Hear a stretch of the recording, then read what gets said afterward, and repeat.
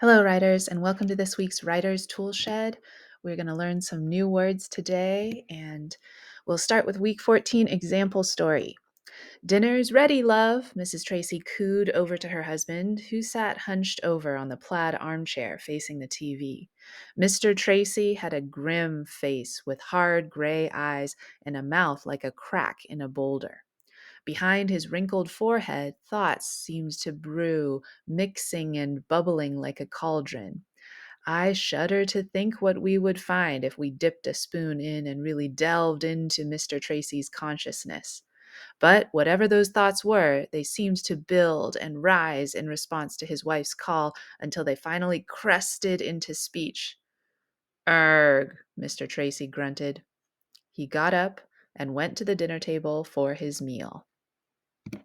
Our first word is grim, which is an adjective, means stern, harsh, uninviting. It can be used to describe someone's face, like Mr. Tracy had a grim face. It can also be used to talk about a building, like the castle had grim walls reaching up into the sky. It could be the weather. The clouds had a grim look to them as if a storm was on its way. All of those things. When you're writing with it, grim versus ugly, like someone could have a very, very beautiful face, beautiful features, but their expression has this harsh look to it, like don't talk to me, or like something really bad is going to happen. So there's a difference there. Brew is a verb to begin to form with a sense of mixing and boiling. So you could brew potions, you could brew coffee, you could brew ale, anything that has this sense of like you're going to mix things together and you're going to boil it and soak it for a really long time. And when you're talking about thoughts, like thoughts were brewing or a storm was brewing, you have that same mixing, churning sense. You can also think of stew, right? Like the man stewed in his anger, where you're like soaking in it for a long time. But there's a slight difference between the brewing and the stewing. With the brewing, you get the sense that things are coming together and something new is being created. But with stewing, you just have the sense of like it's staying the same, like it's the same thoughts that I'm thinking over and over again. Delve is a verb. It means to search by digging down deep into something. We could delve into Mr. Tracy's thoughts. We could delve into the library to look through all the files and folders for research. We could delve underground to dig for gold or diamonds or pipes.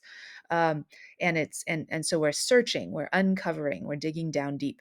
Delve versus look, like we could look at Mr. Tracy's thought, look at the library, look underground, but look doesn't have that added sense of intention, of depth that you have when you're delving.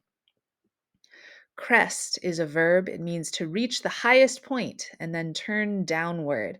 These waves have this white crest at the top. They're cresting up into the shower of white foam and droplets. And so you could talk about water doing that. You could talk about other metaphors, use it a metaphorical way to talk about like your thoughts cresting until you have a realization. You could talk about even something like your finances, like my finances finally reached a crest and then they plummeted down to the bottom. When you're writing with it, crest versus peak, peak has that same sense of like this is the tip top. But if you think of the shape of it, a peak is like a triangle, like a point, like a droop, droop.